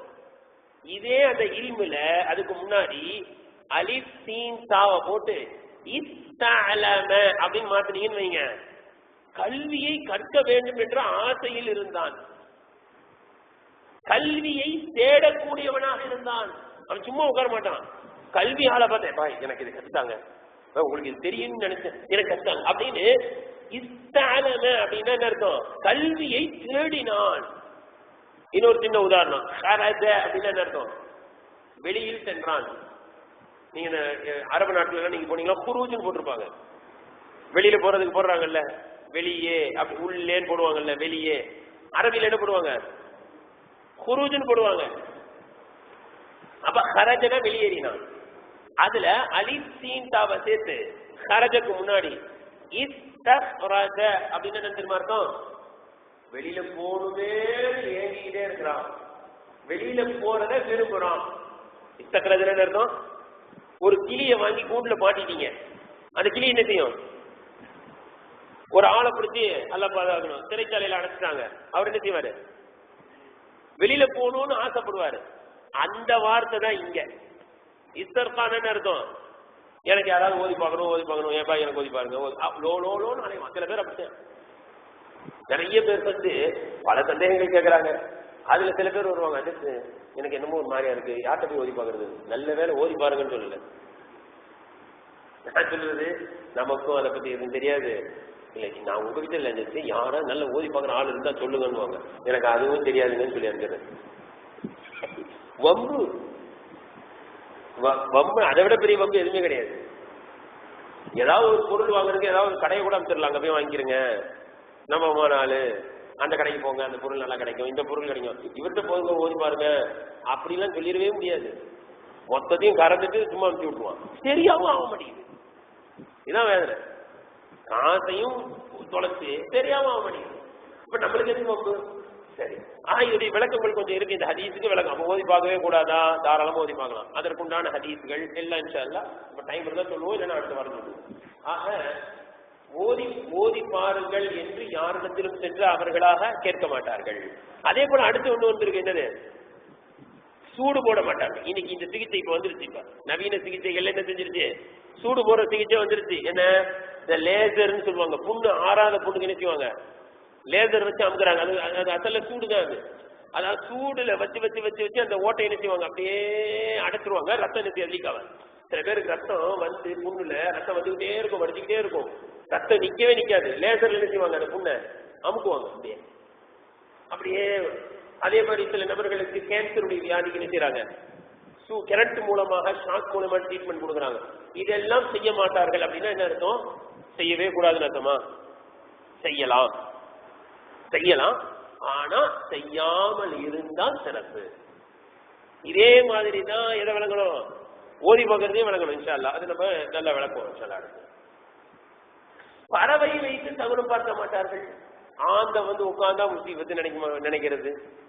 ஆமை ஏதாவது ஒரு வீட்டுக்குள்ள போனா அவ்வளவுதான், அந்த வீட்டுல மனுஷன் தங்க கூடாதுன்னு நினைக்கிறது. இவர் வெளியில போகும்போது என்ன செய்யறது, என்ன செய்யுது, பூனை குறுக்குல போச்சு உடனே உள்ள ஓடுது. வெளியில போலான்னு போறாரு, வாய் எங்க போறீங்க, ஏடா முஸ்லீம் பிடிச்சவன, போகும்போது எங்க போயின்னு கேட்காம வரும்போதா கேட்பாரு எங்க போறீங்க. ரகசியமா போறாரு, தேவையில்லாத ஒரு மனுஷன், சம்மந்தம் இல்லாத ஒருத்தன் வந்து எங்க போறீங்க அப்படின்னு நோட்டக்கூடாது, அது வேற விஷயம். அவர் எங்கேயாவது போவாரு, எங்க போறீங்க, நீ நொற்ற வேலை இருக்க கூடாதுங்க. யாரையுமே திருவி ஆராய்ச்சி பண்ணக்கூடாது, இது வேற விஷயம். எங்க போறீங்கன்னு கேட்காதுன்றது வேற விஷயம். ஆனா போகும்போது எங்க போறேன்னு நீ கேட்டுட்டியே, போற காரியம் என்ன செய்யாது, நடக்காதுன்னு நினைக்கிறது தப்பு. அவன் கேட்டதுனால என்ன ஆயிர போது, நம்ம பாட்டுக்கு ரகசியமா போகணும்னு நினைச்சோம், இவன் பாட்டுக்கு என்ன செய்யறான் வந்து கேட்கறான். அல்லது சம்பந்தமே இல்லாத ஆளு, நமக்கு அவனை பார்த்தாலே பிடிக்காது, அவனுக்கு நம்ம பார்த்தா பிடிக்காது, ஆனா அக்கறையோட வந்துப்பா எங்க போறீங்க, அதான் எங்க போறீங்கன்னு வாட்ச் பண்றதுக்கு கேட்கறான். அதனால கொஞ்சம் வெறுப்பு வருது, அது வேற விஷயம். ஆனா இவன் கேட்டதுனால போற காரியம் என்ன செய்யாது, உருப்படாதுன்னு நினைக்கிறது தப்பு. அல்ல என்ன நடறான்னு நினைக்கிறது.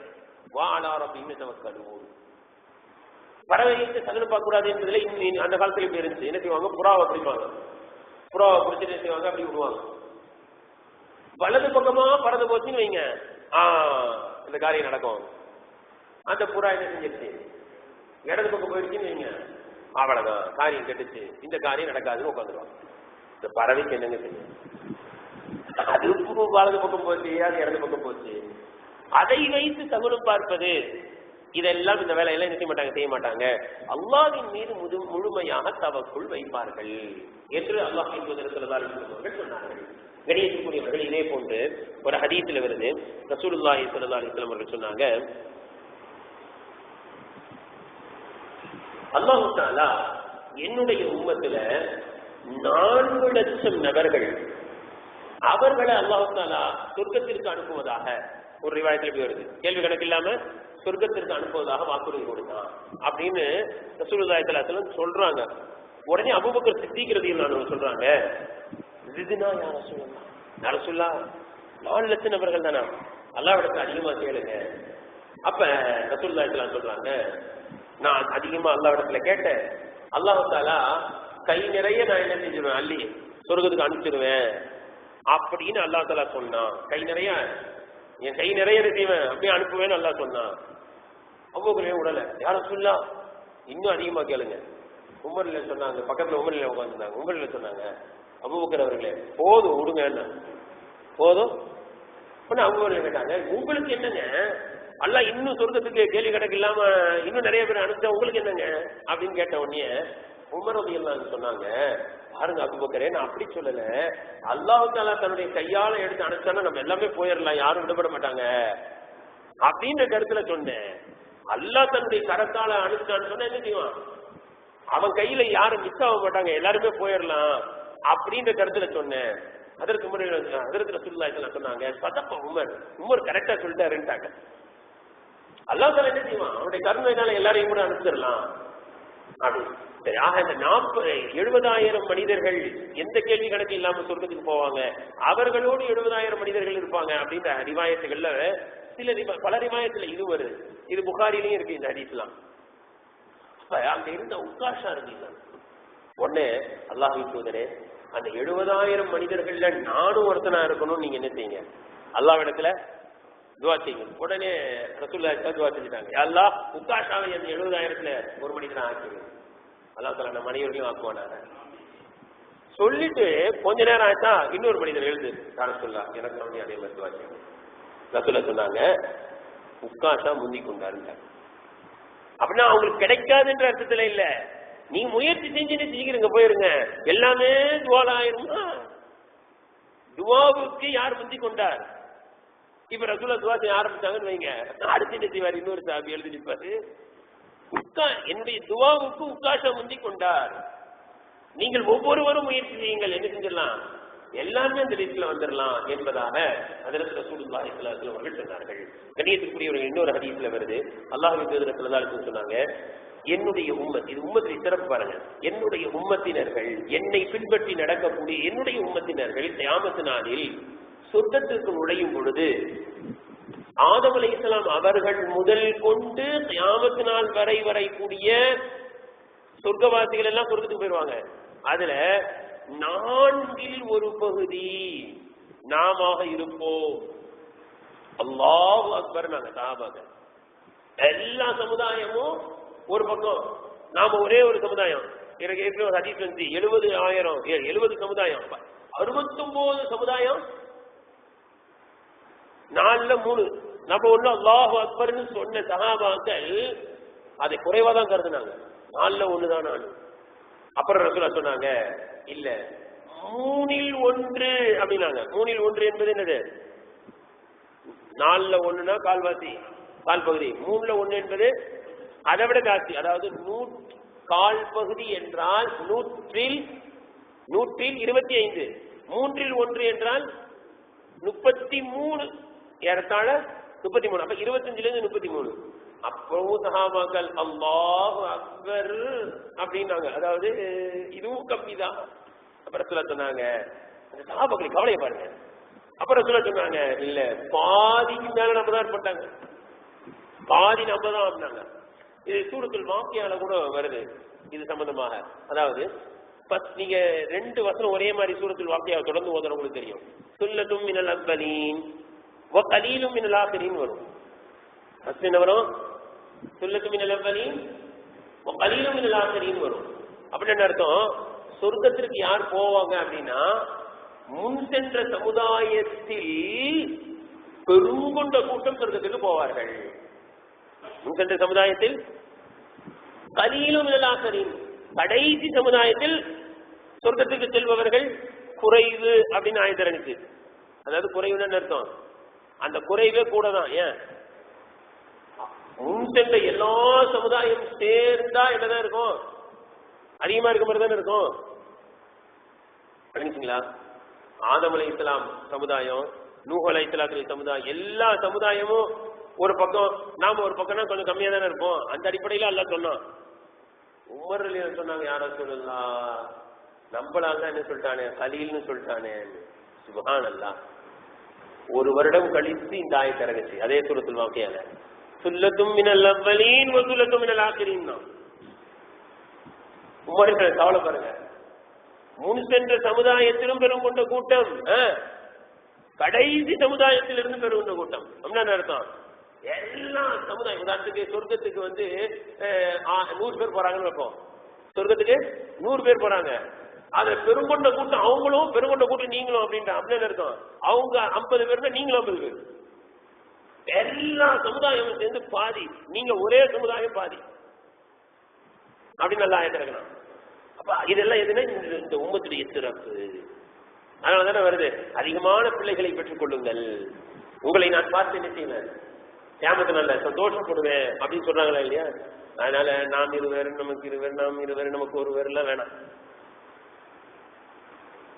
அப்புறம் கடைசியில வந்து நாமே குழந்தை, நமக்கு என் குழந்தை, குழந்தை இல்ல ஜெட்டு, குழந்தை இல்ல ஜெட்டு. நீயத்து ஒழுங்கா விசாலமா வச்சா தானே.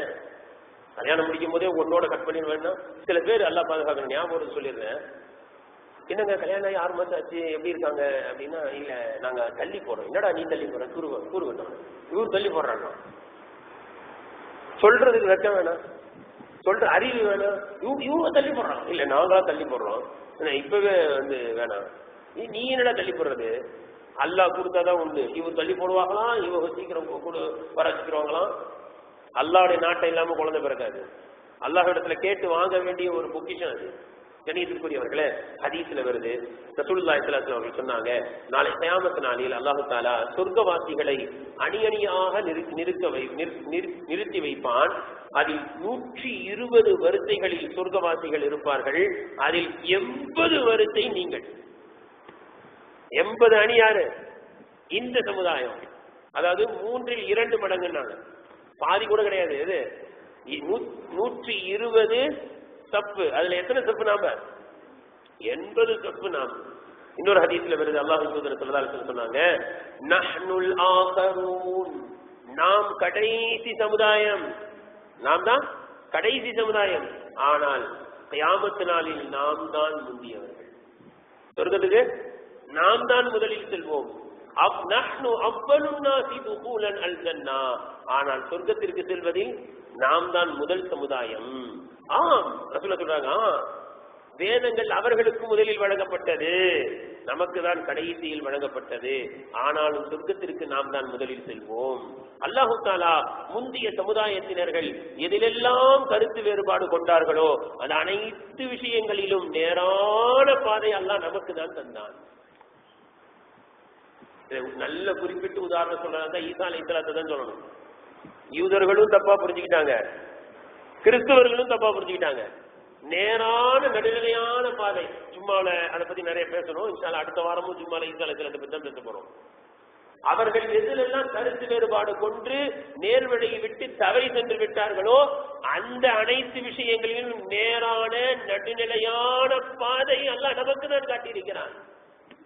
வார நாட்களில் எது சிறந்த நாள் என்பதில் கூட அவர்களுக்கு அல்லாஹ் சிறந்த நாளை கொடுக்கவில்லை.